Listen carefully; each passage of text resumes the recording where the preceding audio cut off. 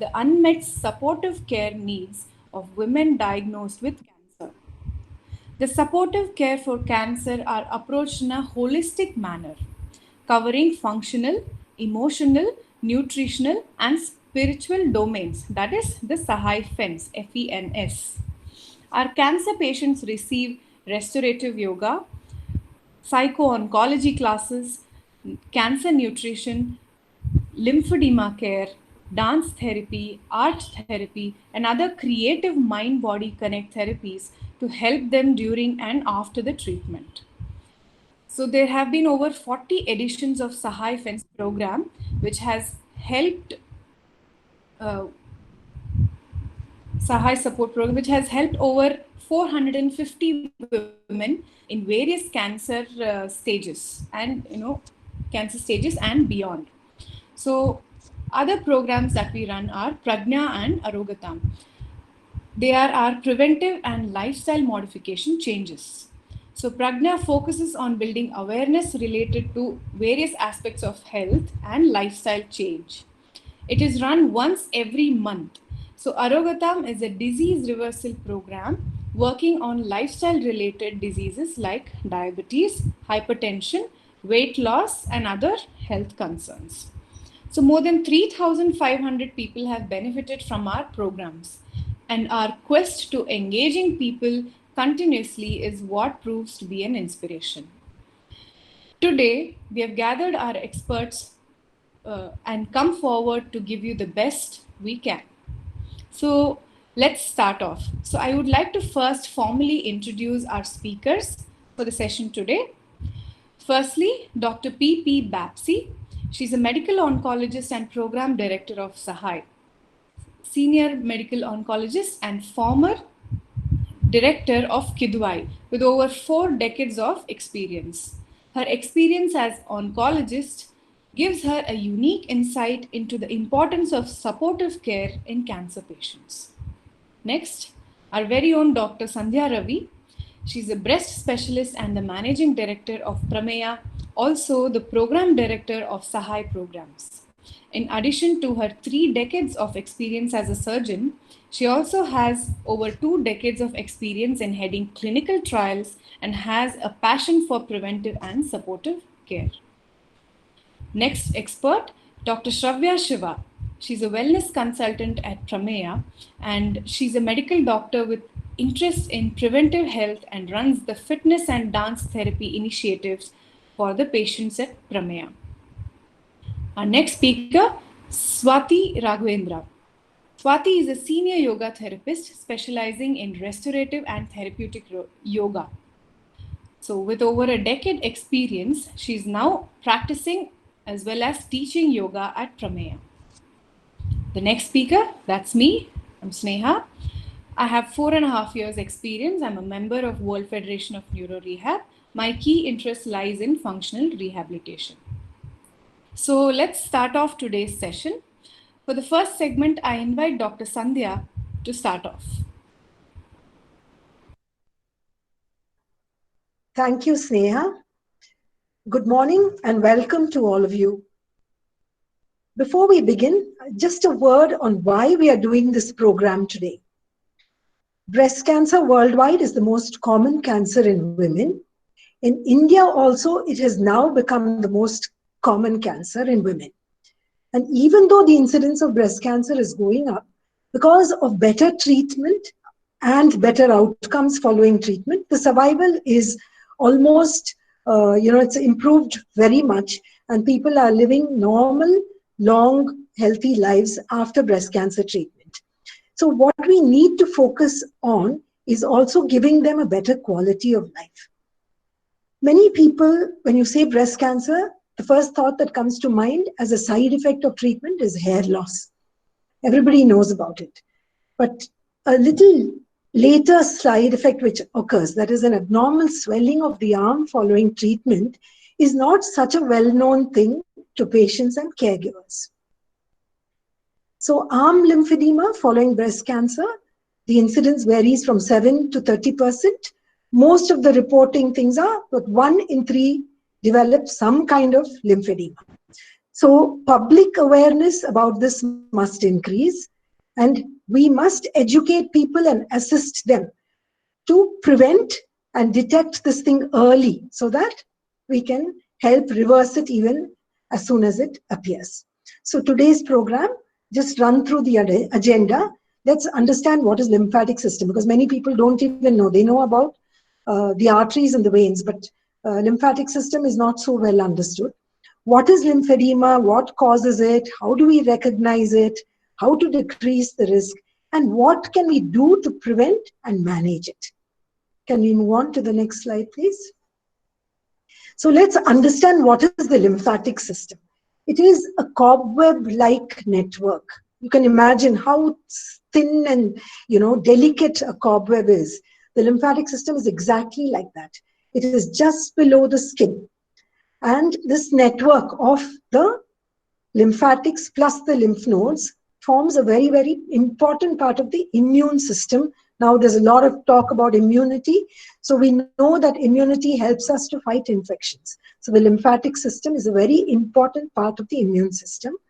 It drains the lymph. The lymph fluid, I'll tell you shortly what it is. It removes the waste products from different parts of the body. And the lymph fluid is a protein-rich fluid which contains fats, cells, bacteria, water, etc.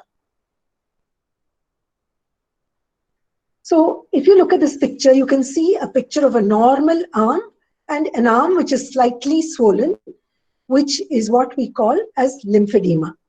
And the reason it appears swollen is because there is a blockage to the lymphatics. So as you know, the blood, please stay on the previous slide. As you know, the blood travels in the blood vessels. It goes away from the heart and it becomes smaller and smaller and smaller and then goes to the tissues. So the blood is pushed into the tissues and this is called the lymph fluid. Normally, when everything is functioning normally, the lymphatic system removes the fluid from the tissues and takes it back to the heart. And it will get filtered in the lymph nodes. Now, if there is a blockage, there is a collection, as you can see in the picture below. There is a collection in the tissues and the tissues look swollen. So this is what happens when there is a malfunction or a blockage. Please move to the next slide. So what happens when there is a blockage? The fluid cannot drain properly and the excess fluid gets collected in the tissues. So this causes a chronic swelling. And if there is a chronic swelling, there's a higher risk of infection. There is skin damage, wounds, ulcers, etc., which happen. Next slide, please. So let's look at the association of breast cancer and lymphedema. So I told you this is happening because of blockage.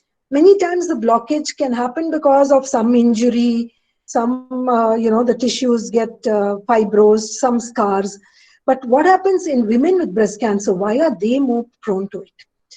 Because as you all know, breast cancer, the treatment modalities are surgery, radiotherapy, chemotherapy. When you have surgery and when you have radiotherapy, we are interfering with the lymphatics in the region of the breast and the armpit.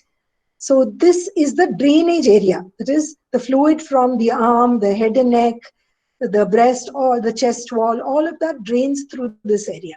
And because of the surgery, we cut those tissues there. And what happens? Radiation also causes scarring and fibrosis. So there is a kind of a break in the lymphatic system. And this will cause tissue buildup in the arms because the fluid cannot drain continuously because the lymphatics are cut or fibrosed. So this is the reason why women who have had surgery or radiotherapy for breast cancer are at increased risk. One other important risk factor that we must bear in mind is that being overweight and obese also adds to the risk. So a lot of studies have been done which have found this association. And that is why now, following breast cancer treatment, when you are in the follow-up stage, we always tell you to maintain an ideal body weight. Please move on to the next slide. So when can this occur? So there is no time frame within which it can occur. It can occur soon after surgery. It can last for a few weeks. It can occur after a few months or even many years later. So, even a decade or two after breast cancer treatment, this can happen. And usually the edema which occurs soon after a surgery or lasts for a few weeks is very temporary, maybe because of the result of surgery itself. It can be very temporary, what we call transient, and it can go away after some time.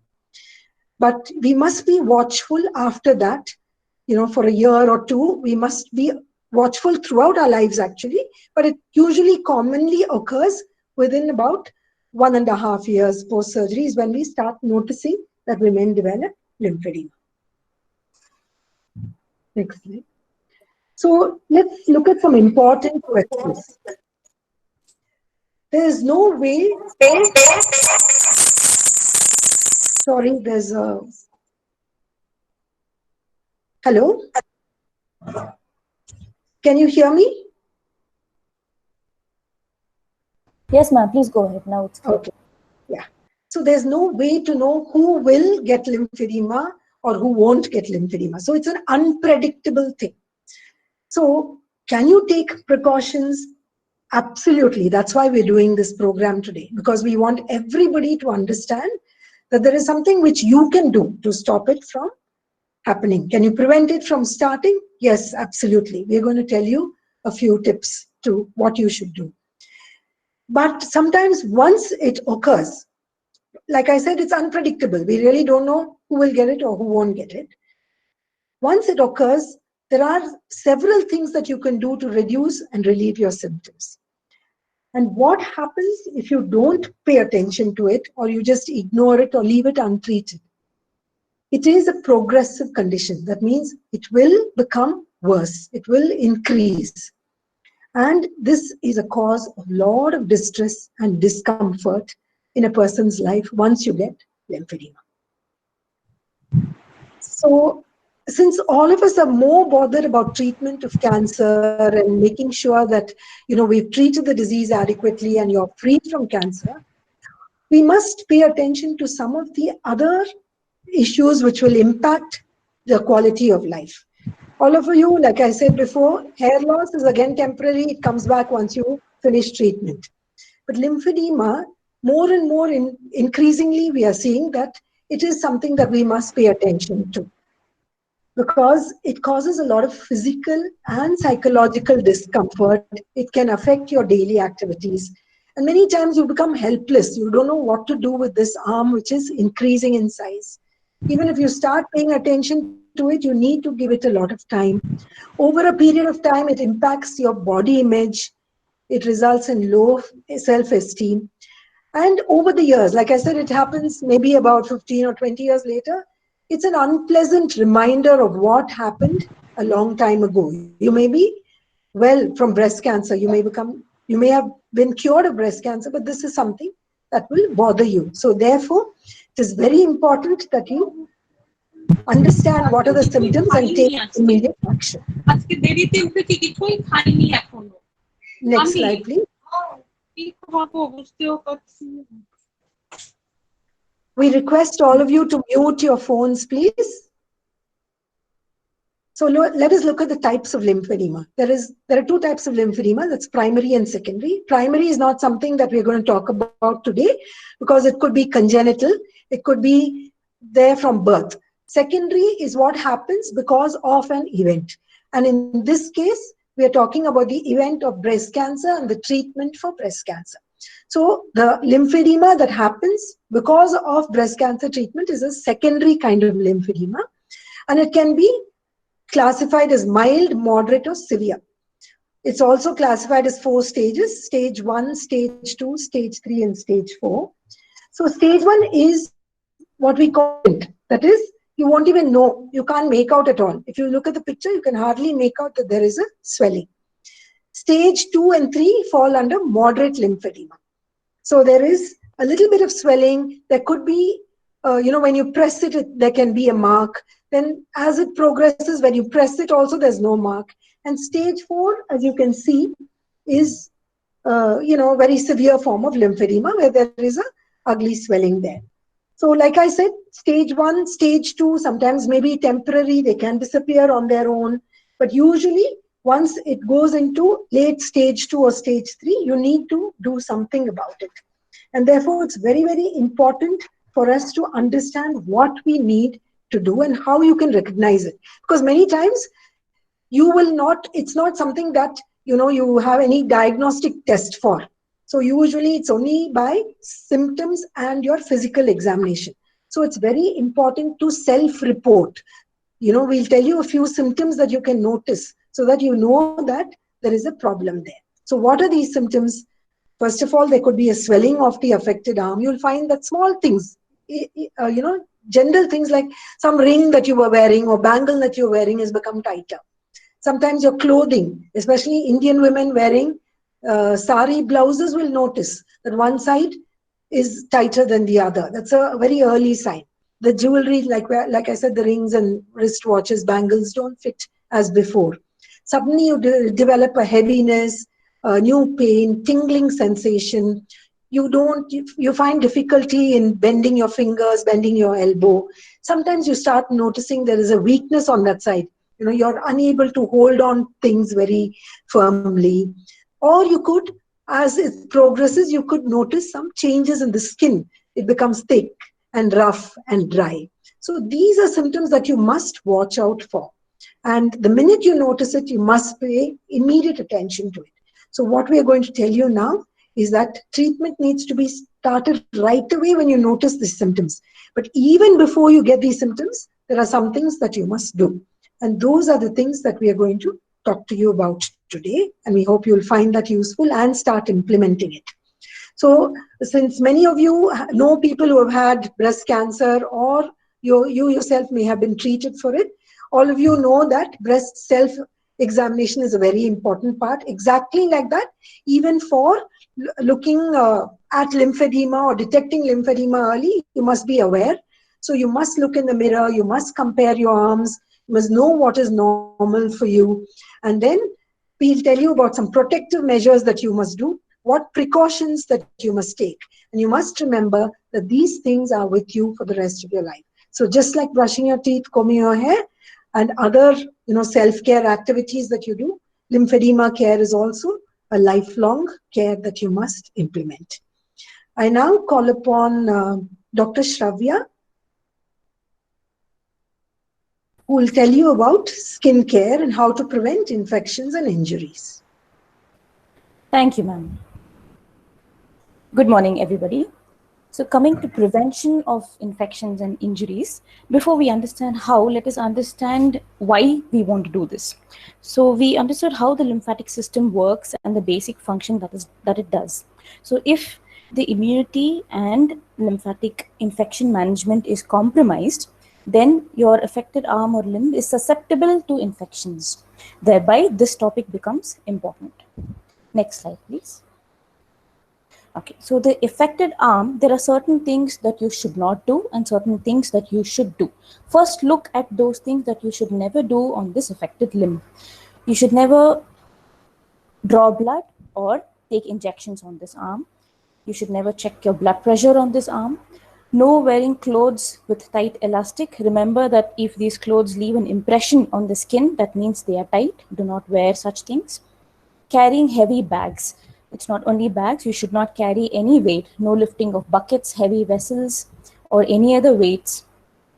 Cuts, injuries, and burns or needle pricks should be treated immediately. Try to protect and prevent yourself from any of these things. I will discuss this in further detail. Do not apply hot water bags or ice packs. No vigorous repetitive movements on this arm like scrubbing, pulling, pushing, wringing. So try to keep away from household activities as much as possible. Next slide, please. All right, these are the points that you should remember to do always on this affected side or arm. Keep the skin of the arm clean, dry, apply lotion, nail care, exercise regularly to improve drainage. We will again talk about this in detail. Eat healthy and maintain your body weight. Immediate attention when redness, pain, swelling, or fever develops. Next slide, please. Skin care. Coming to one of the most important aspects of treatment for lymphedema, Why do you need this? Okay, so before we begin, I would like to emphasize on one fact that skincare is important on the affected side, on the operated side, even if you do not have lymphedema. Okay, so why do we need this? Skin in the affected areas undergoes certain changes. The inappropriate buildup of lymph leads to swelling, discomfort, and other problems in the affected area. Thereby, skin can undergo certain changes. What are these changes? Affected area can become fragile, brittle, thin, susceptible to drying, flaking, cracking, or even bacterial or certain fungal infections. So, preventing these undesirable events from occurring is the goal to proper lymphedema care. So, for this reason, it's especially important and challenging that the patients dealing with lymphedema pay extra attention, okay, and take care of certain additional steps to preserve the health and well-being of the affected skin. Now, coming to the precautions that you have to take, okay, keep your skin clean and dry. Moisturize your skin at least once a day. You can use low pH products. This will help discourage the growth of bacteria on skin. Moisturization is crucial. Products that help form a moisture retaining barrier are particularly helpful. Remember to make it a part of your routine after bath every day. To soothe irritated, inflamed skin, balms or lotions can be applied. We would advise certain products like Johnson's baby oil or even virgin coconut oil can be used. Certain products are especially well suited for effectively targeting and treating this condition. They are designed to help stressed skin rejuvenate and regenerate. For example, Aveeno, Dermadur, and Eucerin. Okay. The next point is clean cuts or grazes straight away. Try to use a mild antiseptic and clean up a wound if at all a wound is infected. If the wound is too deep and there is plenty of profuse bleeding, then remember to contact your nearest health center, health facility, or visit it immediately. Protecting your skin from the sun is again very important. Skin impacted by lymphedema is especially sensitive to additional insults like radiation, damage from excess sun exposure. For this reason, patients should always wear an effective UVA, UVB sun blocking agent when venturing outdoors. The American Cancer Society recommends that people with lymphedema should wear SPF 30 or higher sunscreen and wear tightly knit clothing over affected areas when going out in the sun. They also remind patients that ultraviolet radiation, which can cause burns, is most likely to occur between the hours of 10 a.m. to 4 p.m. So kindly venture out in the morning or evening to avoid peak burning times. Use an insect repellent, a mild one, for example, citronella, to keep insects at bay. In case you are bitten or stung, try not to scratch. Try to use antihistamines. Next slide, please. Okay, so the next cornerstone of lymph management is exercise and yoga. This will I hand over the session now to our physiotherapist, Dr. Sneha. Thank you so much. Thank you, Dr. Shravya. So, be it exercise or yoga, it is very important to practice regularly so that you can prevent or manage the lymphedema. So, can we go to the next slide, please? Okay, so regular exercise helps in healthy drainage and relieving the swelling. So just like any other, we all have learned that lymph just lays right beneath the skin. So when this is a condition, if you try to, work out your muscles, the whole, it creates a pumping action, which causes good flow in the lymphatic system. So it can be anything from walking, running, swimming. All of these are good choices for maintaining flexibility, maintaining fitness, as well as a sense of wellness. So we all know it's already established that exercise reduces stress and it boosts or increases the feel good hormones. So exercises, irrespective of lymphedema or not, in general also, exercise induces a feel good hormones. So exercise improves your strength of your arms and in turn helping you in your day-to-day activities. So few of you who already have lymphedema can relate to this, where you don't use your affected arm more. So because of which the strength of the muscles is reduced, and doing exercise regularly can strengthen your muscles and promote the use of the affected arm, right? So can we go to the next slide? So another technique is called stretching. So stretching also holds good for the same reason. It stretches the skin, it stretches the muscles. So basically it just, you know, gives a good movement in the lymphatic system. So that's why we always recommend a full body stretching routine. So it need not be a periodic, exercise session kinds. Every 2 hour once, you can just stand up, stretch out your arms, stretch your trunk a little. So, just stretch out your feet. So just by doing this, you can keep the lymphatic system going, right? So anyone can do the stretching, and it is not that strenuous, right? So can we go to the next slide? Yes. So coming to the exercises, what are the exercises that you can actually practice at home regularly? So one thing you have to understand is no two patients or no two persons are actually similar. So we cannot give a generalized set, completely, okay, you do this for every single person. So the extent of lymphedema or the severity of lymphedema can differ from person to person. So that's why you need to consult your doctor before you begin a program. And also added feature is your, are you hemodynamically stable? Is your heart and lung ready to take the exercises? So and your other joints as well. So all of these needs an assessment from a doctor, and only when your doctor gives you a check or a check mark or a ready for exercise, only then you can start performing these exercises. So let's move on to what all exercises you can actually perform at home. So this is a simple neck roll exercise. So this position here in the middle will be your starting position. So you can move your neck in 6 different directions. One is down, completely neck down, and then as opposed to taking your neck behind. So at the same time, taking your right earlobe towards your right shoulder, and then taking your left earlobe towards your left shoulder. Another variation is looking towards the right and looking towards the left. So if you do all of this cyclically, you will complete a neck roll. So starting from down and then side bending, then rotating your neck towards one side, bending backwards and the opposite direction. So you can perform this exercise about 5 to 8 repetitions in clockwise as well as anti-clockwise. So this particular exercise will help you drain your neck lymph nodes, the lymphatic areas around the neck, right? Next exercise. So this is, as I told you, there is a lot of weakness that sets in the lymphedema arm, the arm which has lymphedema. So you need to exercise your shoulder and your girdle muscles basically, so that it does not affect your day-to-day activities. So as such, you will feel the heaviness. So, and on that, if there is muscle weakness, then it might be difficult. So you need to perform these shoulder exercises. So in this exercise is very simple. You stand straight, or you can sit also if you're tired. You can sit and just raise both your shoulders towards your earlobes.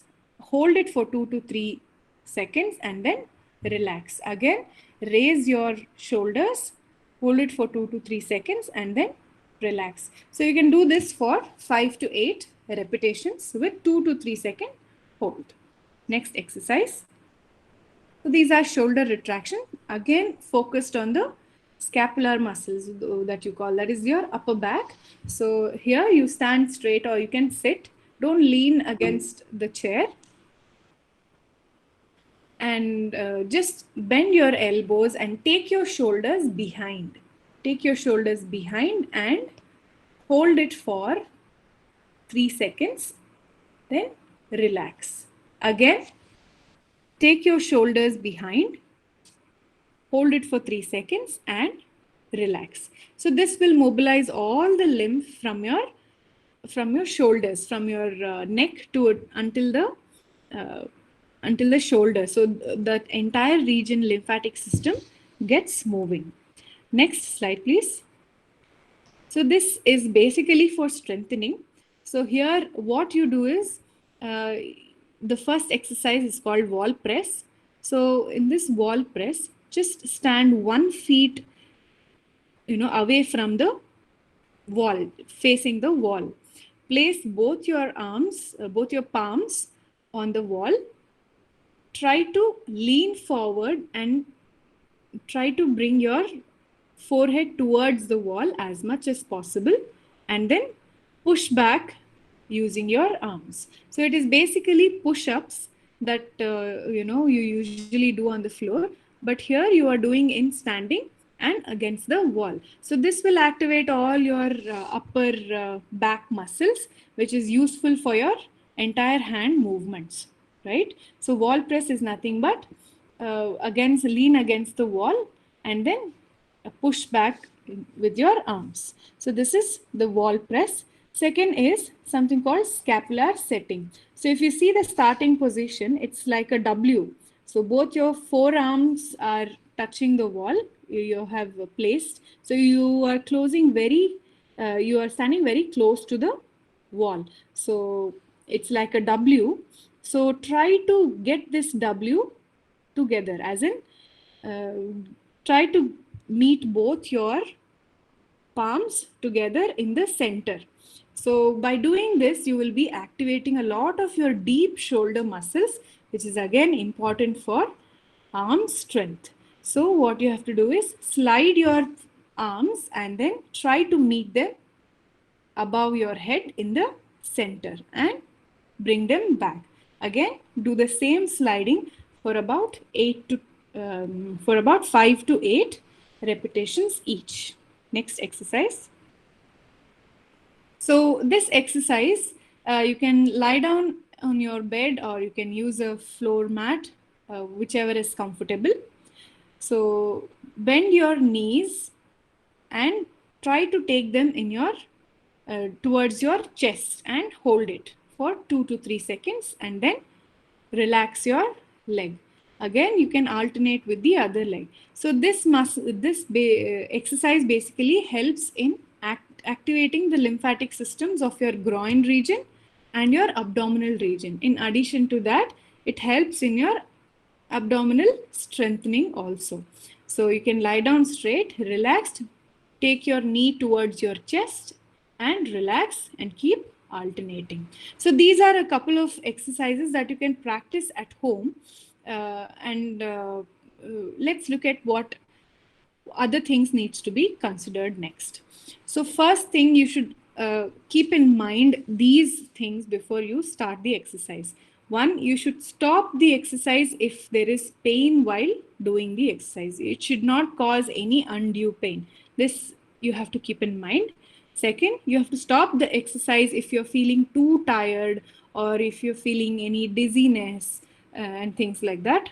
Then rest periods in between exercises needs to be taken. That is, it depends on you whether you're able to do it or not. If you're feeling tired, it's okay. Take rest for a minute and then you can continue later. You don't have to do everything in a stretch. Okay. So fourth one, if you notice any swelling increasing with the exercise, you have to stop the exercise immediately and consult the doctor. So avoid lifting heavy weights and putting undue pressure on the affected side. If you are traveling for a very long time or you are sitting for a very long time, make sure your arm is supported with a pillow or something like that. With a pillow, or you're placing your arm at a height and it is basically supported. So another most important thing is you have to wear your compression sleeves or compression garments while practicing all these exercises. So it helps in better movement of the lymphatic system. Okay, next slide, please. So apart from the exercises and stretching, you also need to work towards staying fit. So how can you do that? One main thing, important thing is stress. Stress triggers so many physiological processes, so which can ultimately affect your well-being overall. So you have to remember to de-stress yourself with some relaxation and things like that, or keep your mind calm and work towards better mental health. So remember to drink plenty of water or other liquids throughout the day. Stay hydrated basically. Eating a healthy diet, of course.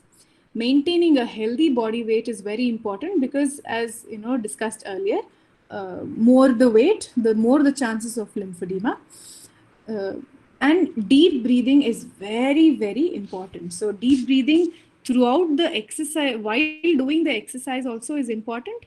Apart from that, in everyday life also, breathe with an aware mind. Be aware of your breathing. So this is not only about lungs doing the exchange, it is about the whole body awareness that you get with deep breathing, which the techniques will be taught to you by our next expert.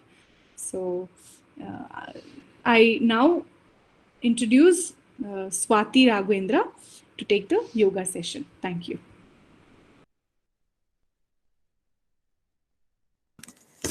Thank you, Dr. Sneha, for a wonderful session of those exercises.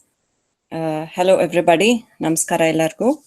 So, yoga and takshana, we feel what we learned now was exercise, and what we'll do later, yoga anta. So, it's the same. It's not the same. It is like when you're doing whatever exercise she's showing, that is Dr. Sneha showed, and she also said that there should be a mind-body connect. So your mind should be calm while doing these exercises. Your breathing should be slow, and your presence should be felt. So if you're doing exercise and somebody has come near the door and the doorbell rings, and you forget how you're doing, you just do for the sake of doing and then run off and get back, open the door and come back and do the exercise, it won't be so effective while doing these exercises. So how yoga helps in all this is, first of all, we should be calm. We should breathe well. So the lymphatic system, when you're calm, so it, and when you're if you're stressed, it increases and it somehow it builds up. So it's always better you are calm, you have breathing nice, and you're positive. The mind should be really positive. So what happens when all these are connected is, when you practice yoga or any kind of exercise, your lymphatic fluid will flow easily, so in the right direction. So this helps for us to. Mr. Rajanna M, could you please stop presenting? Actually, it is interrupting with the session. Mr. Rajanna M.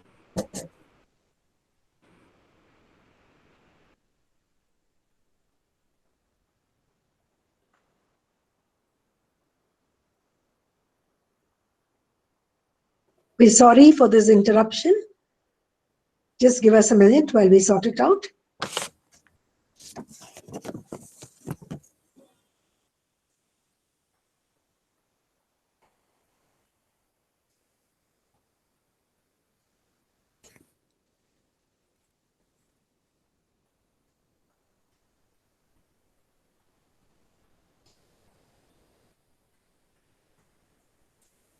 Yeah, sorry for the interruption.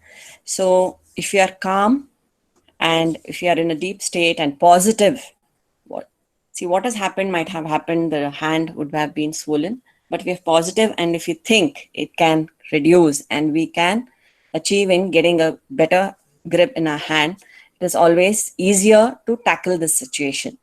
So first thing is, to tackle this, I'll teach you a simple breathing technique so that it is easier for you to forgo the lymphatic problem, and it will be easier for you to do the exercises and the asanas well.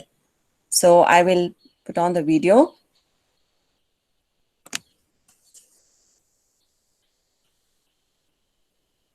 I hope you can see me. Everybody can see me? So Dr. Sneha said the shoulder retractions. So whenever you're sitting and simply sitting, you can do this. It's easier. But how if you're just excited and angry, or you're in a hurry, if you do it very fast also, it's difficult. So for that, you should do the breathing. So once we say breathing, it is not some difficult posture or first only not holding the nostrils. So main thing is to realize how the air goes into your body and how it comes out with complete consciousness. So your mind should be in the present, and you should have complete calmness in your mind. So the basic breathing technique will be the abdominal movement. So keep your hand, take your palm like this, keep it like this on your stomach. So keep it on your stomach just to feel.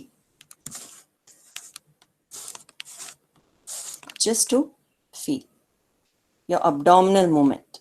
It is just to feel your abdominal movement. Keep your left hand in Chin Mudra, or you can keep it palm facing the ceiling. Then you can close your eyes. Kindly close your eyes. Now just observe how you're breathing, the complete awareness.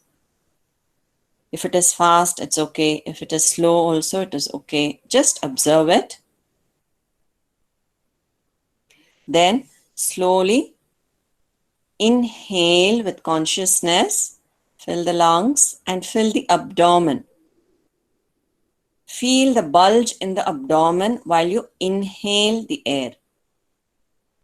While exhaling, feel the contraction in the abdomen. So the abdomen should go in. Hotte ola hogbeku usur biduvaga. Inhale, the abdomen should bulge. Usur togoluvaga hotte ubbarisbeku. Exhale, the stomach should go in. So try to do this at least 7 to 8 times before you start any kind of exercise. This is a simple abdominal breathing. So when your mind is calm, when you're finished at least 7 to 8 breathings, then see the shoulder retractions. Inhale, exhale. So you feel the muscles going up and going down. So this is with completely your mind, body and breath is completely connected to each other. So the effect of any exercise will improve. Okay. Now I will show you few exercises which will help you to avoid lymphedema, and those who have got lymphedema already, it will help you to control it.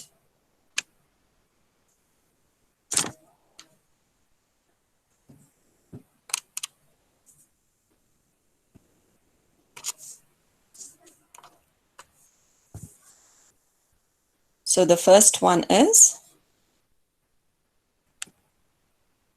just a minute.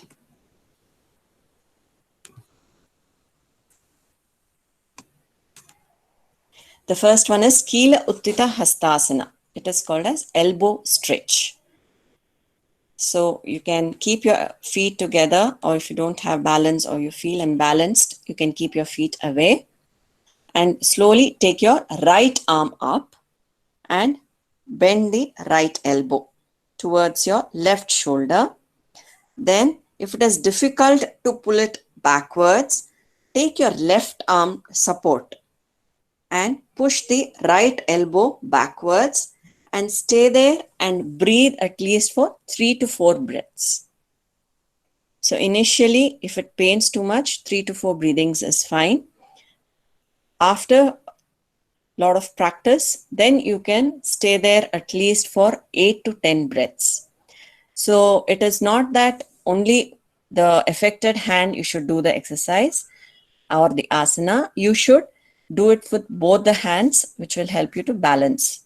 This asana helps you to drain the lymphatic nodes downwards and strengthen your arms. So those who ever have a lymphatic problem with your hands swollen, I request all of you to wear your hand sleeves and do these postures. Then the next posture is Manibandha Vistara or wrist extension. This is a very easy posture. So just stand in front of your wall in line with your shoulder. So the hand should extend in line with the shoulder and keep the fingers facing upwards and count 10 with complete awareness in your breathing, and then change the direction of the fingers after 10 counts to downwards. The fingers will be facing downwards and the hand will be straight. Then after 10 counts, the fingers will be facing each other. The next one is the fingers facing outwards. So this will be easier, and the hand rotation till the shoulders, from the back, the upper back, the shoulders, it will help for flexion. So your rotation, lifting your arms up, it will become easier. Next posture, Urdhva Hasta Sukhasana. So this is done sitting. Those who can't sit down on the floor, you can sit on the chair or on the bed and do this. So sit in Sukhasana, stretch your left arm as much as you can on the floor. So you feel the stretch in your side ribs. Then inhale and stretch your right arm upwards. So with the abdominal breathing, what I told you, stay in all these postures in the same breathing. So observe your abdominal movement. When you inhale, the abdomen comes out. When you exhale, the abdomen goes in. With that awareness, feel the extension of your upper arm, the side ribs, and enjoy doing the posture. Don't do it in a hurry. Don't do it if it is paining too much. Next posture, Purna Hasta Vistara, a complete arm stretch, which helps your blood circulation, lymphatic arm circulation. So here you can use a dupatta, you can use a rope, you can use a rod, whichever is comfortable to you. Here I've used a small towel. So here keep your hands near your stomach and a little wider than your shoulder, and inhale and take it backwards behind your head till your arms are stretched. Don't bend your elbows while doing this. Exhale and get it back towards your stomach. Inhale and take it back. This also should be done at least 10 times with a complete soft breathing.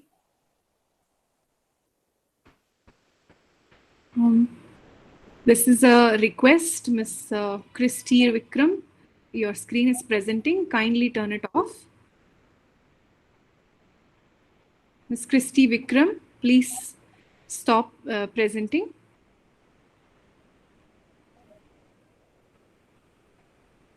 Thank you.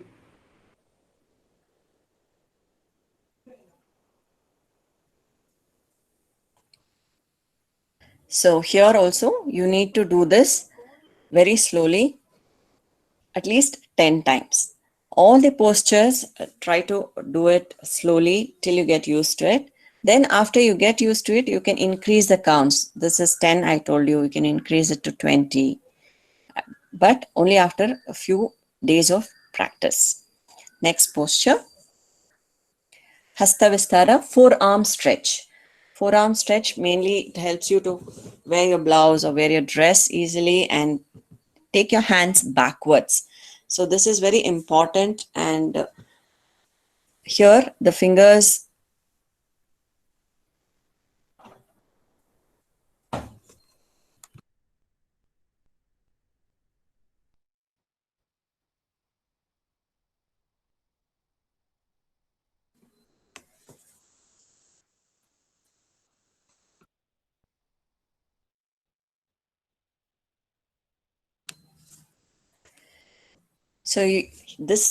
in this posture, we are facing against the wall, but your hands is in line sideways towards the wall and fingers facing downwards. wrist is being stretched. Stretch your arms completely. Feel the muscles, that is your triceps and biceps. Count at least 15 or 10 breathings.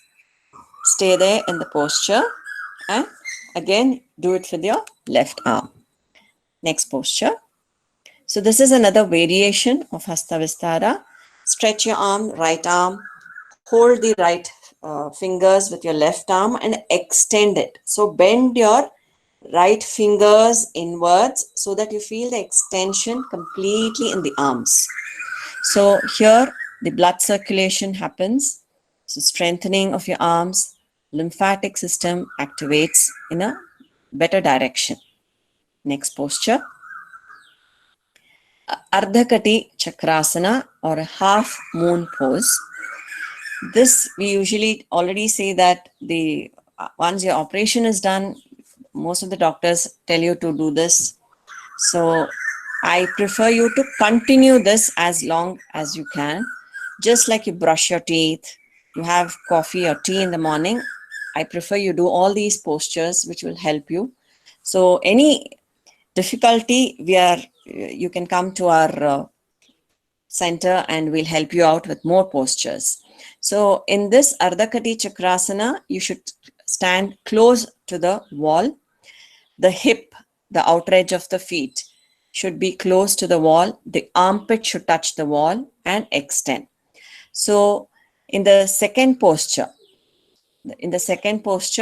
you should stay in the count of at least 10.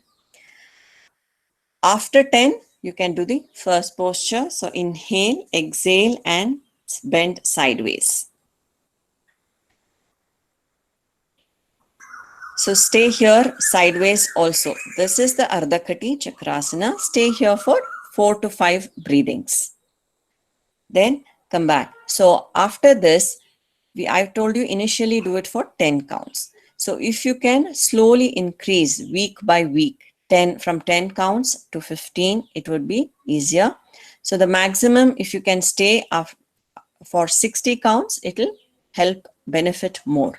So don't initially start off with 60, start off with 10 counts, then 15, then 20.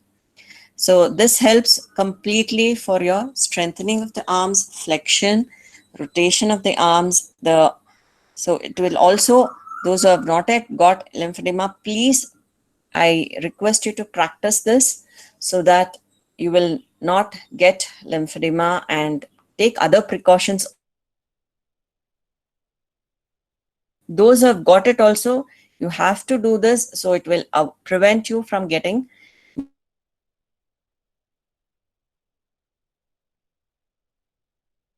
Next posture. So we said what all asanas and exercises we should do. But I have heard many people come and tell me that I used to do yoga before my treatment. I'm doing now also. Yes, I agree to that, and I will surely encourage people to continue doing yoga, continue doing pranayama. But there are few postures which you should avoid to get danger to your arms. So first one is Surya Namaskara. Even if you know it well, I request you to do it in front of a therapist who knows how to help you in not putting the pressure. So Surya Namaskara, you should not do it alone without anybody's help, without any instructor with you. Please don't do it. Adho Mukha Svanasana, I have showed the picture. So this also, please don't do it because the pressure will be on your arms and you will not know how to distribute it towards your legs. Bhujangasana also, not the complete Bhujangasana, please don't do. Urdhva Dhanurasana also, you shouldn't do. Chatushpadasana, where all we are putting the arm, there's a weight on your arms, please don't do it to have a good and better arms. So these are few postures, and there are some more postures which will help you flex your arms.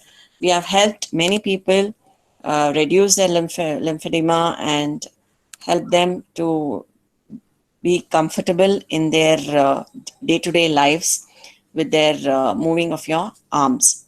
So I request those who don't know postures, please do it under a guidelines of an instructor. We would also help you if you have any problem. So the question answers, we will answer it later. So thank you everyone, and I hope you understood what all we told you and what all not to do. Thank you. Over to Dr. Sneha. Thank you, Swati. I now invite Dr. Sandhya to speak about the treatment of lymphedema.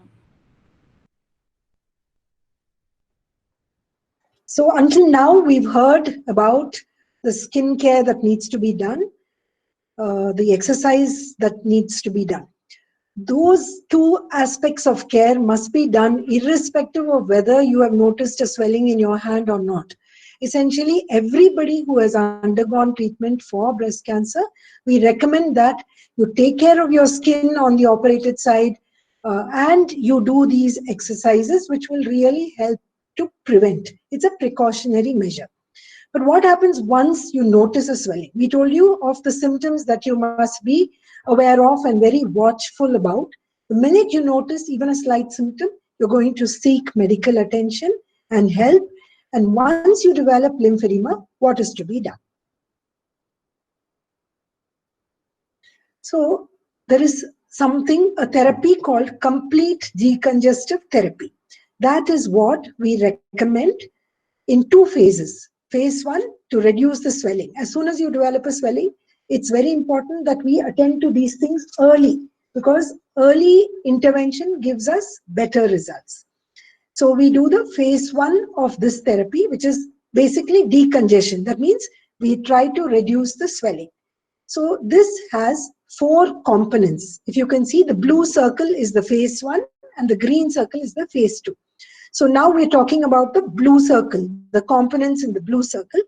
There are 4 components. Next slide, please. So what are these 4 components? The first one is skin care, which we've already heard about, and you already got some very good tips on that. The second is exercise. So 2 kinds, the isometric exercises and the neck rolls, shoulder shrugs, girdle exercises for strengthening and mobility that Sneha spoke about. Then the mind, body and the yoga stretches that Swati spoke about. So the skincare and the exercise you have already heard, and you have to do it. Again, I reiterate, whether you have lymphedema or not.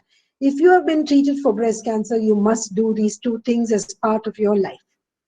Now, once you have lymphedema, we bring in the third element of this decongestive therapy, that is wearing some kind of a compression or doing some bandaging.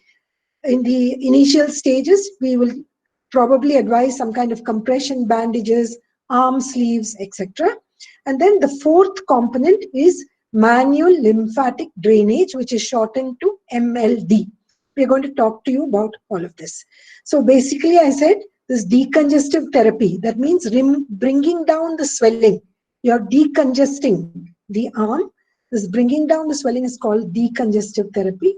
It comprises of 4 parts: skin care, exercise, wearing some compression garment like an arm sleeve, and doing a lymphatic drainage, which is a different kind of a massage. We're going to talk to you about it. So phase 1 will bring down the swelling, and phase 2, once the swelling comes down, you have to maintain it. So we'll tell you what you need to do to maintain it also. So these are some pictures of the arm sleeves. Many of you may be wearing arm sleeves. You may have been advised arm sleeves. There are different kinds of arm sleeves depending on what your condition is. You cannot wear it yourself without it being advised by a therapist or your doctor, who will look at your condition and prescribe the best arm sleeve, or whether you need initial bandaging to bring down the swelling and then wear the arm sleeve. All of that must be done with medical advice, but it is part of the treatment to bring down the swelling. So how does this help the arm sleeve? It improves the lymphatic fluid to come up. This drainage improves. It mobilizes the fluid from the congested part of the hand and sends it upwards towards the heart. So we also said if you leave lymphedema untreated for a long time, the skin becomes very tough, thick. You can't press it also. So that's called fibrosis. So wearing an arm sleeve very early, as soon as you develop lymphedema, helps in reducing the fibrosis also. Sometimes in the initial phases, as an adjunct to the decongestive therapy, your doctor may prescribe what is called a pneumatic compression pump. So here, many of you who attended our programs would have seen this. So this is a sleeve that you wear, and it mimics how your muscles act to pump your lymphatics. So the pressure will gradually, it is connected to the electrical connection, and it pumps the fluid from the lowermost part, that is from your fingers and the wrists. Gradually, it pumps it upwards. So basically, we increase the pressure in each portion to about 60 millimeters of mercury, 20 to 60 millimeters. We can go up to 180 millimeters also. And gradually, the lymphatic fluid is pumped up. So this is one of the things that we can use as part of the phase 1 decongestive therapy. Not all people will require this pump. And now we come to the fourth and the most important part, that is called manual lymphatic drainage. And Dr. Shravya is going to take you through this. Thank you, ma'am. Next slide, please. Let us understand manual lymphatic drainage. So this is a gentle massage technique wherein a light rhythmic stroke to stimulate the lymph flow is used. MLD helps lymph fluids move quickly through the lymph system. It helps to drain and clean the tissues in the body. It develops new lymph routes for the lymph drainage. It helps the body relax and provides pain relief. In addition to improving the lymphatic circulation, MLD also increases blood flow in deep and superficial veins. Now, certain things that we have to remember is that it should be performed by a trained professional only, and do not have an MLD performed if you have an untreated cancer, if there is an active infection on the affected limb, if there is untreated underlying conditions like congestive heart failure, or if there are untreated blood clots. Now, we will show you a small video which has snippets of the MLD just for you to understand what this MLD procedure will look like. A well-ventilated and well-lit room is chosen, the patient is made to feel comfortable, and the massage therapy is initiated. Let's begin the video. There are certain points that I would like you to observe. One is the feather-like touch, a superficial and light touch, because lymphatics are right under the skin, just like how you can see there. Remember that a particular sequence has to be followed. This will be done by your certified trainer. Never rub too hard. You should not feel any pain. There should be no reddening of the skin. Do not use lubricants such as lotions or oil. I repeat again, do not rub very hard. A special time should be set aside for the technique each day. Remember that practice is required. Once mastered, the practice should be done every day.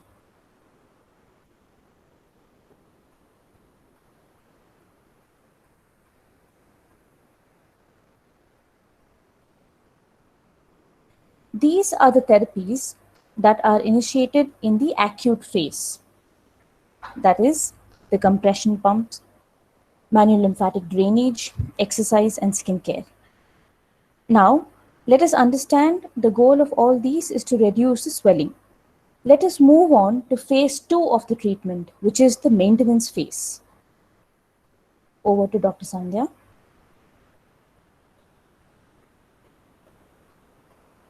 Yeah, so we've spoken about phase 1 maintenance, where we try to reduce the swelling and as much as possible bring the arm back to its original size.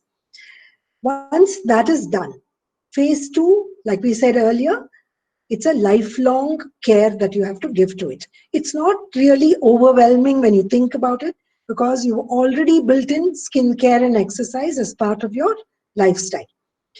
What additionally we may be asking you to do in phase 2 is to wear a compression garment, that is the arm sleeve.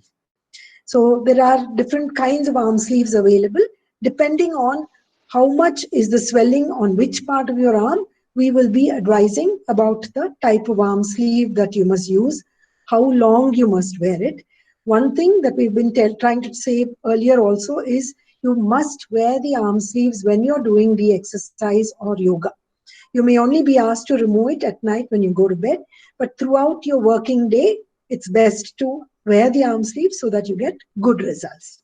And of course, in the long run, you've got to make sure that you avoid exposure to extreme temperatures, and also all the precautionary things that we've uh, spoken to you about, like avoiding injury, injections should be avoided on that side, checking your BP on that side, all of that, those precautionary measures you continue to follow, but you will have to do this manual lymphatic drainage and wear the compression garment as part of your maintenance therapy. So the same 4 components in varying degrees of severity or whatever, for as far as the manual lymphatic drainage is concerned, you can modify your technique to make it faster and ensure that the drainage is complete. So the goal of phase 2 is to maintain whatever benefits that you have got from phase 1 with the expert therapists. You can do it yourself as phase 2 maintenance.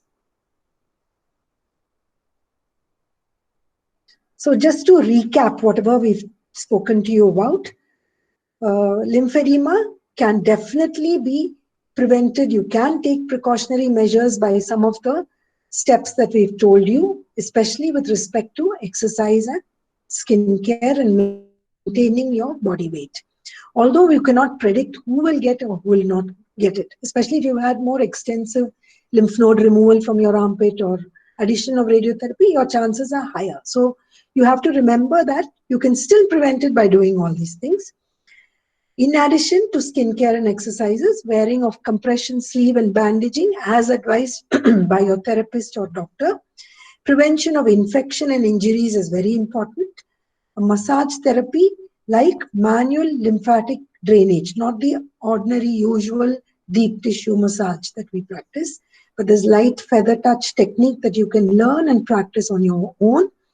And diet and weight management will go a long way in reducing your problems, bringing down the swelling, maintaining a very good, healthy lifestyle, even if you have a mild degree of lymphedema. So this talk today will not be complete without touching upon surgery for lymphedema. A lot of people come and ask us, can I have surgery for this? A lot of surgical techniques have been emerging, but nothing is really proven to be largely beneficial unless it's done very early. If you do it very early, the results are better. Many times, people have done it even during the time of breast surgery when you anticipate that your risk is more. So either it could be a lymphovenous bypass. There are 2 or 3 procedures that have been tried, and you need a very specialized team to be doing this surgery. It cannot be done by the usual your usual doctor or oncologist unless they've been trained specifically in surgery for lymphedema. So where they connect the blood vessel, the vein, to the lymphatics. So they bypass basically the blockage, or they can take a lymph node from a different part of the body and put it wherever you have the blockage. So that takes a longer time to create new channels. Finally, for stage 4, where there's a lot of very hard, thick tissue, something like a liposuction or removing tissue, it's a major procedure. You may or may not get good results with that. So these are some of the surgical techniques which are available. Like I said, you must find somebody who's an expert in it, who's been trained in it, go to a center where they've been doing a lot of these to get advantage of the surgical therapy. And you must remember that even after surgery, your maintenance therapy cannot be discontinued. That means you must have skin care, you must do the exercise, you must do the manual lymphatic drainage, and possibly even at times, at least initially after the surgery, you may be asked to wear your compression garments. Thank you. So yeah, please go ahead. Yeah, we come to the conclusion of this talk. Like we said earlier, every patient is different. Any patient can get it, so there's no way to predict it. But you can do something on your part to make sure that the chances of you getting are less. And some patients can have only a few problems, like maybe a slightly heaviness or discomfort, pain. Some people will, without pain, they start developing swelling. So you have to pay attention to early detection of symptoms and seek help to see what you can do and what works best for you. And even after you meet the doctor, throughout life, you must look for signs of infection, whether the swelling is increasing. So you must be very watchful. After all, it's your body. You must be absolutely aware of what is happening. And don't hesitate to contact your doctor or a lymphedema specialist for help. And most importantly, we've shown you a few exercises in yoga. Some of them may look very simple when you've seen it and you may want to attempt to do it, but always contact your doctor before starting an exercise program. Now, Sneha, please go ahead with the concluding. Thank you so much, ma'am. So, lymphedema program. So, what is this lymphedema program? So, what are the components? Let's just learn about it. So, first thing, we have already established that every breast cancer survivor or the patient needs to be aware of this factor of lymphedema, because early precautions or even early intervention can lead to better outcome than this matter. So it is important to understand what is lymphedema, how does it affect you, and what you can do. And second thing is, only an expert will be able to provide you with optimal information and the proper treatment after specifically assessing you, because as I mentioned earlier, the condition may differ from patient to patient. So it is important to undergo a professional to ask a professional, get a professional help from trained lymphedema experts, so that they can assess you and give you proper feedback and treatment options. So typically it takes about 6 to 8 weeks to manage a lymphedema, and of course it depends upon the severity, after which a long-term maintenance may be required. So in case of any recurrence, you have to meet the expert necessary. So basically there are 4 components of any lymphedema program. One, they will give you a complete understanding of what lymphedema is. You will be aware of it completely. Second, learn the manual techniques or the manual lymphatic drainage techniques that is required for you to practice at home. And third will be the stretches and yoga exercises, most important. And fourth will be, you can choose and use your arm sleeves. So what you have to keep in mind is choose lymphedema program that has all of these 4 components, and which are headed by trained individuals, which will help you manage the condition better. So that comes to the end of our program. So, but before concluding, we will be sending across a simple questionnaire via Google Forms to your registered numbers. So please do fill them out. Now we can start with question and answer session. Before that, I now invite Dr. Bapsy for her concluding remarks.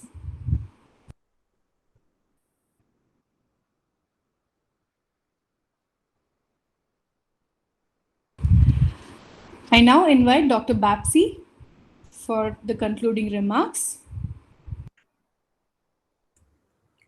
Can you hear me? Yes, Dr. Bapsy, we can hear you. Please go ahead. See, this, I must congratulate the whole team who have put in a lot of effort to give you the necessary things required. We believe in prevention is better than cure. So I think everybody should adopt something from today's session. The most important thing is that for 4 decades, in my earlier practice, we used to see quite a lot of lymphedema. And nowadays treatment, we either restrict surgery or radiation or not together. So sometimes it, with the recent treatment, it might not come. But however, what happens is, if there is an injury or a scratch or any infection, it can trigger a lymphedema. Not necessarily it is due to either surgery or radiation. So that is number 1. Number 2 is that they have prescribed so many exercises and all. So one should be aware that in what stage of the disease they are. So it's better you consult your oncologist and find out whether you're fit to do some neck movements, because if you have a cervical spine metastasis, it's not advisable, or some other spine problem. So we would suggest that you discuss with your oncologist and then come back to our training program. However, if you enroll in your training program, we have oncologists here who will look into all your details, all your treatment details, and what is your present status, assessment of cardiac and the respiratory status, and then necessary exercises, yoga postures are suggested. The third one, what Dr. Sandhya was telling, is that you should wear a sleeve, and we get very beautiful sleeves, very comfortable sleeves, measured to the size of your arm and can be cleaned and reused again. So you should choose a proper sleeve, and that would be best suggested by this group or your treating oncologist. Fourth is that what she was telling was the manual lymphatic drainage. It's very good. You must but learn the technique properly and then do. And another thing, majority of our patients will go off to a very severe Ayurvedic massage, and I have seen such disastrous results.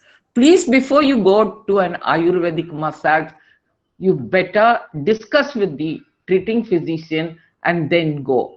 Number 5, we have thought of a simple procedure, like you can use a small BP apparatus, and that technique also you can learn in the program.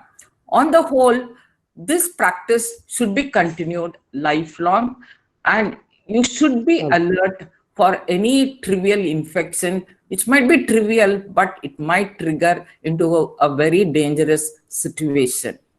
If there are any questions, we are prepared to answer, or if the time constraints are there, we will definitely answer your questions back.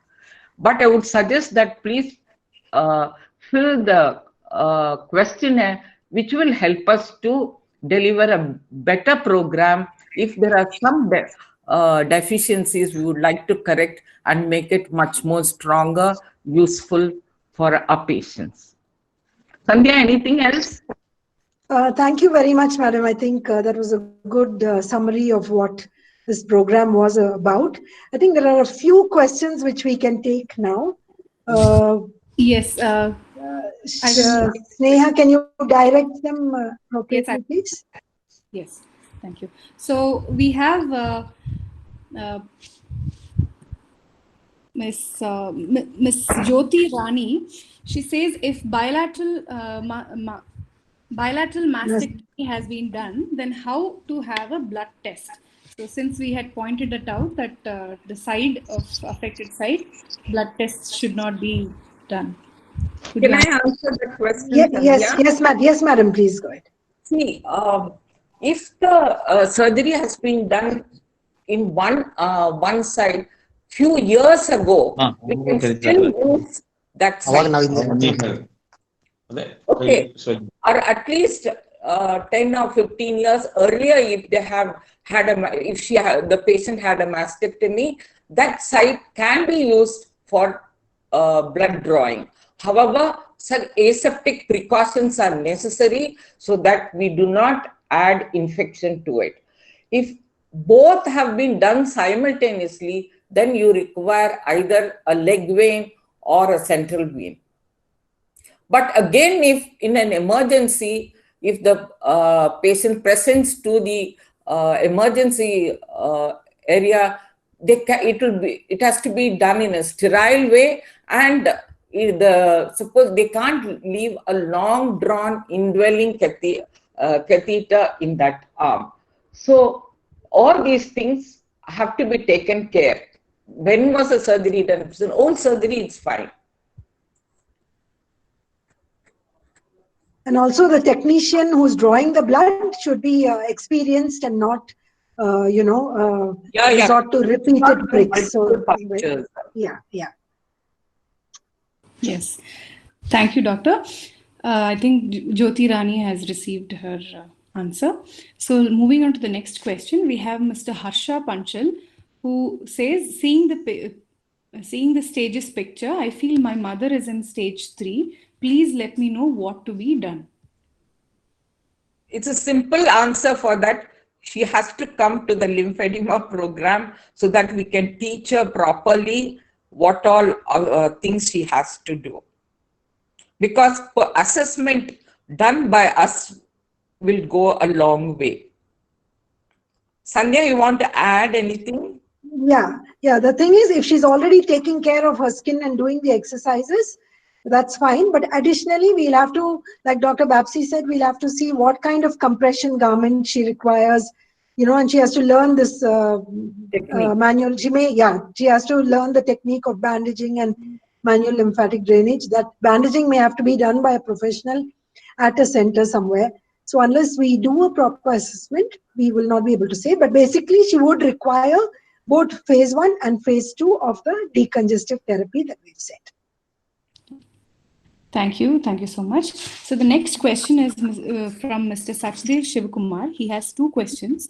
So one, they say that they have undergone the surgery 8 years back, but seems to be having pain around the elbow region and with slight swelling. And they can actually feel the fluid.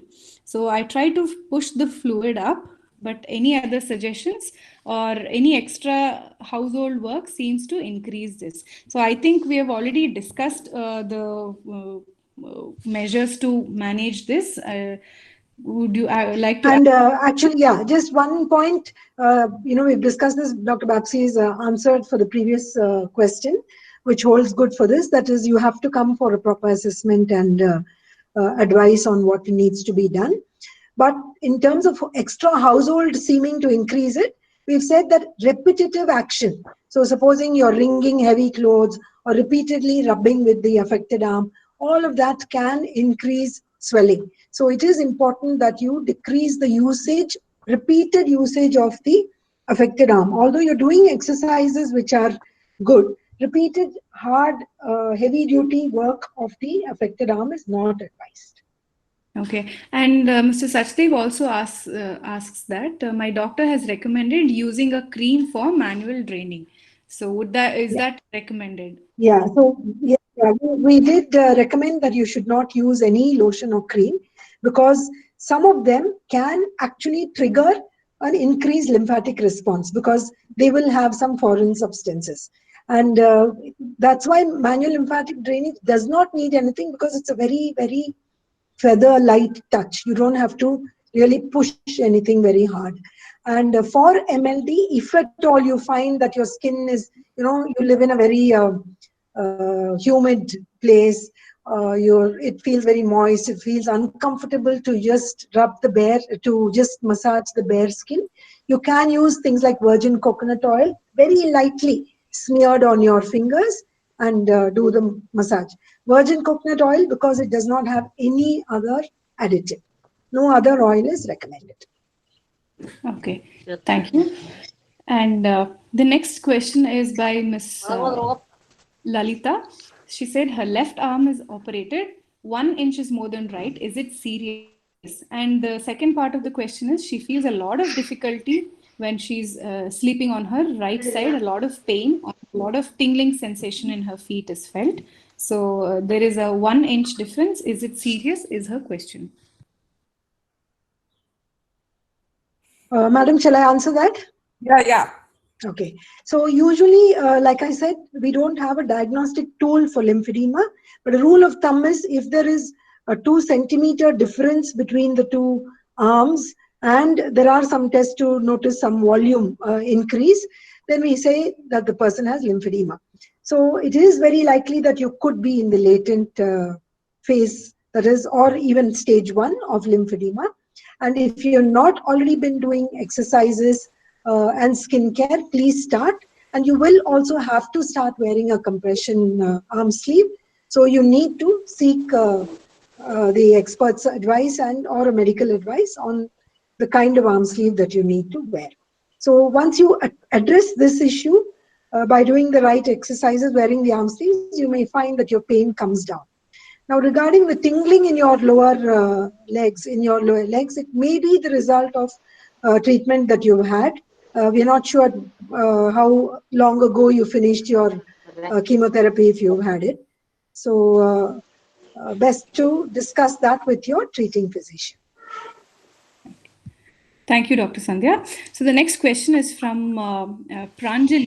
She asks, can you please tell me how to do multi-layer bandaging technique? So I think, Ms. Pranjali, you will have to visit a center for that so that you can understand the bandaging techniques and whether you or whoever your relative is who has lymphedema is actually eligible for bandaging or not.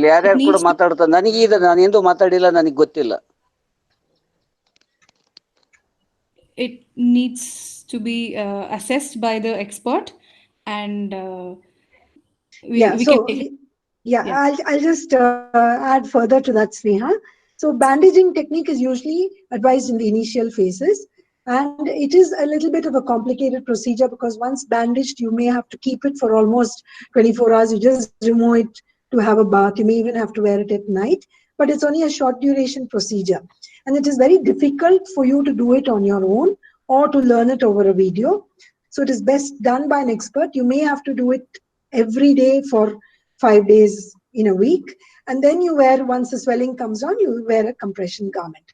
So multi-layer bandaging done by yourself or looking at a video is not advisable. Because when you apply bandage, you're kind of compressing distally, that is towards your fingers or the distal portion. The distant portion from your elbow or shoulder is being compressed more because you want the pressure to build up and push the lymph upwards. So if you do it in a too tight or too loose, it may not be very effective. If you do it too tight, there is danger to your fingers, circulation to your fingers being affected. So it is always advisable that you seek expert advice on how to do the multi-layer bandaging, probably better done by the expert for a few days, and then you move on to compression garments, which are easier for you to manage on your own. Okay. I hope I've answered your question. Yeah. Thank you so much, Doctor. So next, I have two questions for Swati Raghavendra. Mr. Kiran Ulaganath asks, can Sukha Vyayama be done? Yes, Sukha Vyayama can be done because it is slow and easy movements. It can be done. But the main thing is your breathing and your presence should be there while doing any kind of asanas. Okay. So the second part of the another question by Mr. Kiran is approximately how long does it take to evidently see improvement with practice of yoga, and if there are any studies or evidence related to it? There are a lot of evidence which has been shown in the improvement of lymphedema, but it always depends on each person. So for some person it might take 3 months, some it might take 6 months. So only when we assess the person and see, we will know. So at least 3 to 4 months on a continuous doing exercise, we'll see a improvement.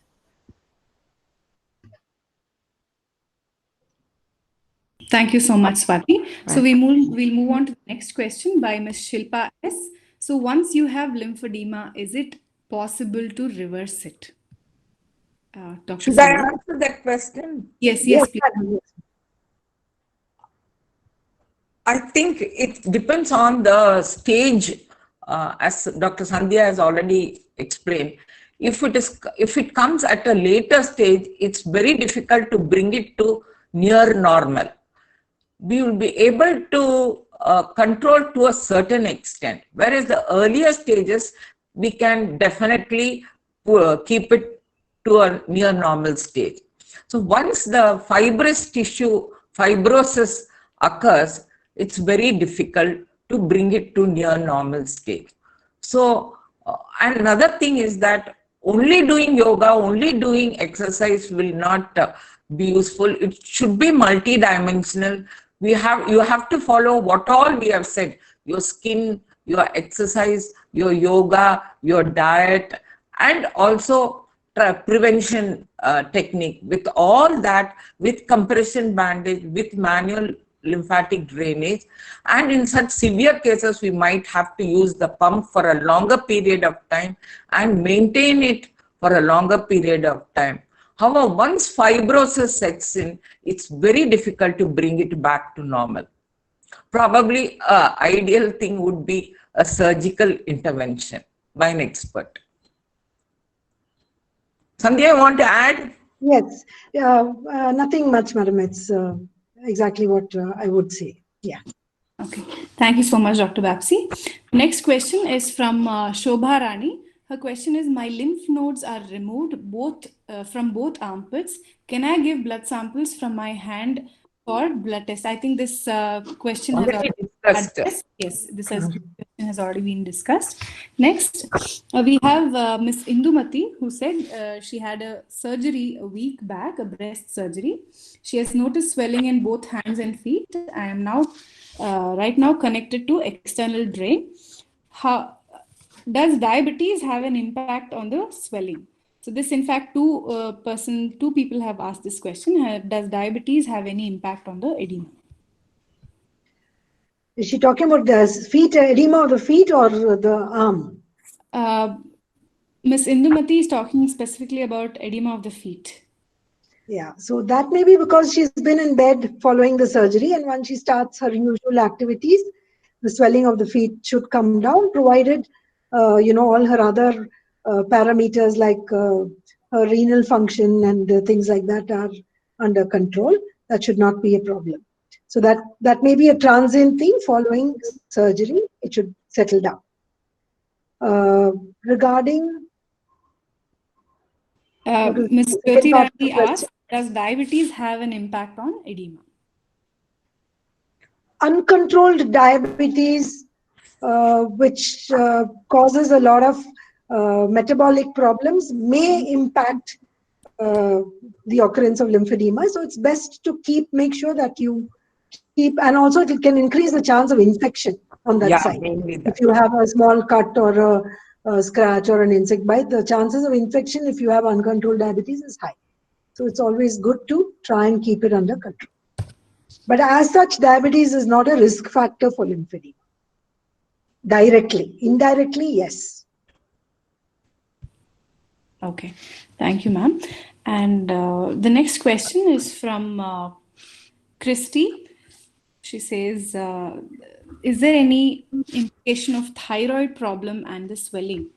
So she is... I'm just reading the question. She says, my question is due to thyroid problem, I'm becoming lean. So I went for yoga, but the swelling I feel in the surgery part. Maybe doing all the household work due to lockdown. Yes, everybody is facing that problem. Let me know whether the thyroid problem could lead to this swelling. So again, if you're grossly hypothyroid, you can get a lot of tissue edema and changes in the skin and subcutaneous tissue because of gross hypothyroidism.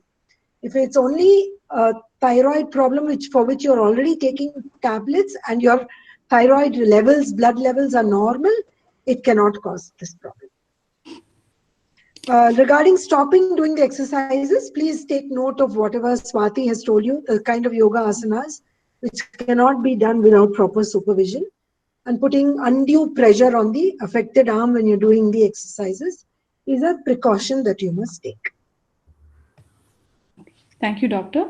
So another sub-question from Miss Lalita Sheshadri. She asked, can I sleep on the operated side or not?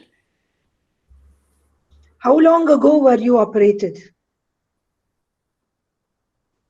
It depends on that. So if you've been recently operated, you'll have a lot of pain, discomfort because of, the drain site would have been on the operated side. Sleeping on that side is tough.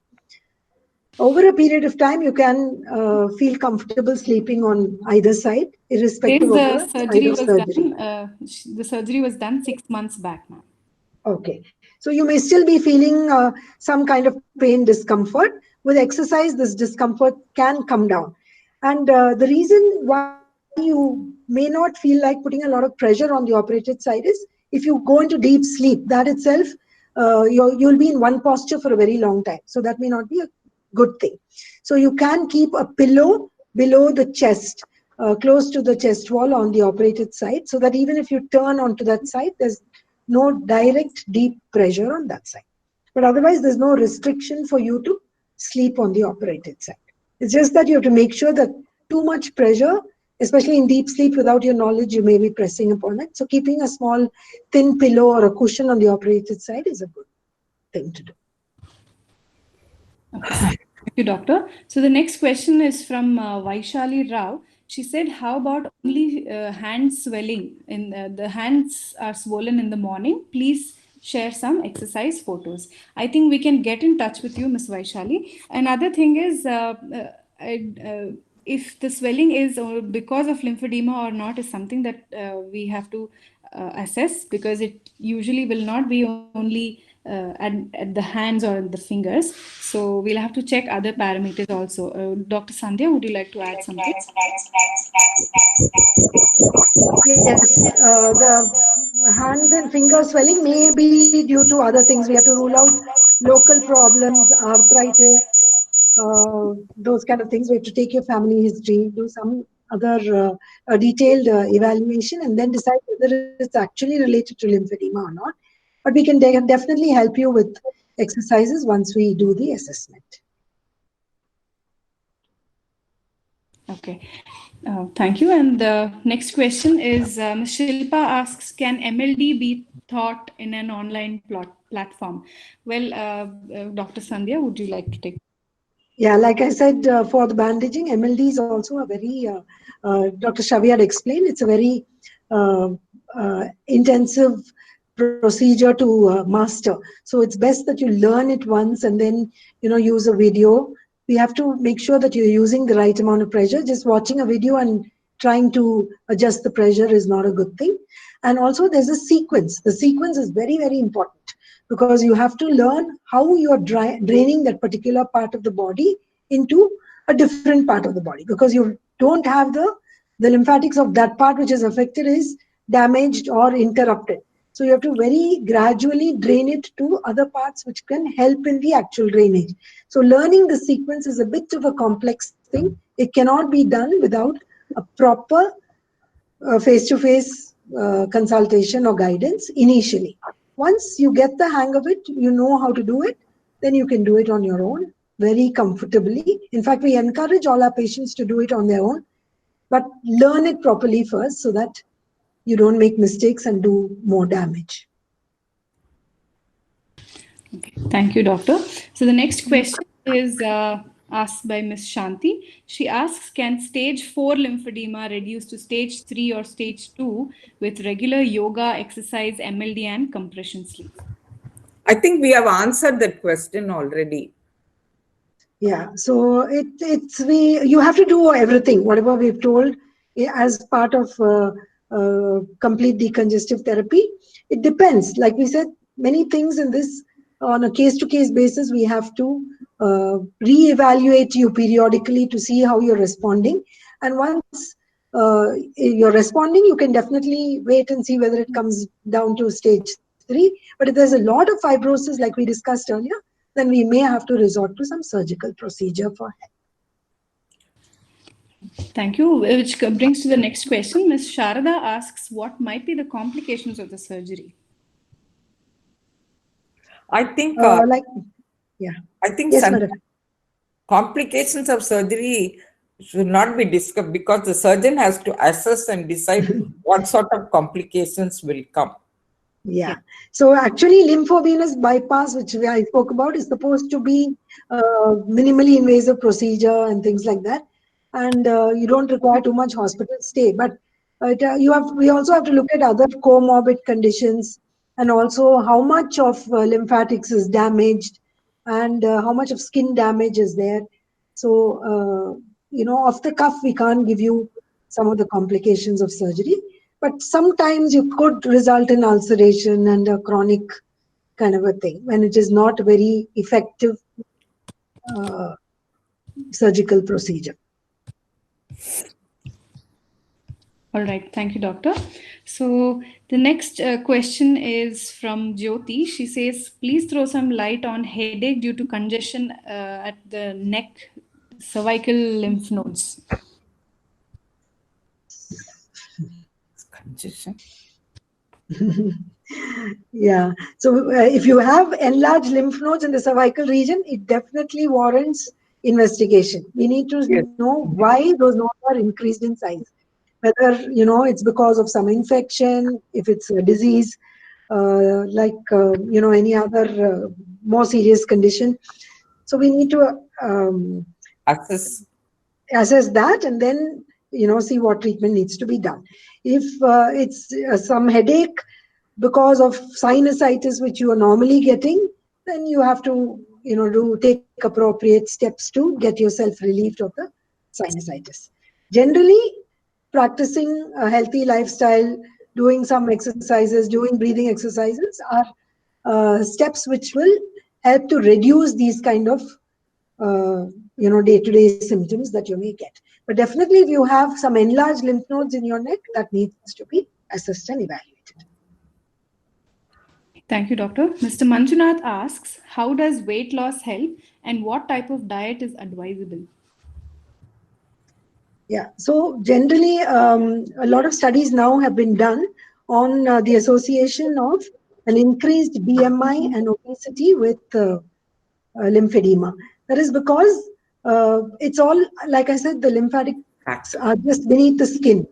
And it's a huge network there. So having too much of in the fat deposits in the subcutaneous plane, it causes a lot more pressure on these very fine lymphatics.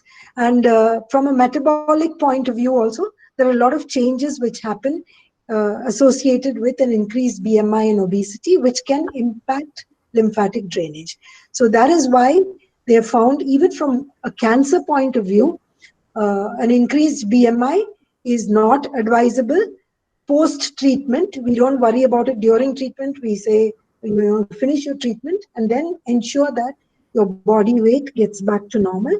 And regarding an ideal diet, we will have to assess what kind of diet you are following now and whether you have any other conditions, comorbid conditions, and then help you tweak your diet to make sure that you will be able to achieve the weight loss.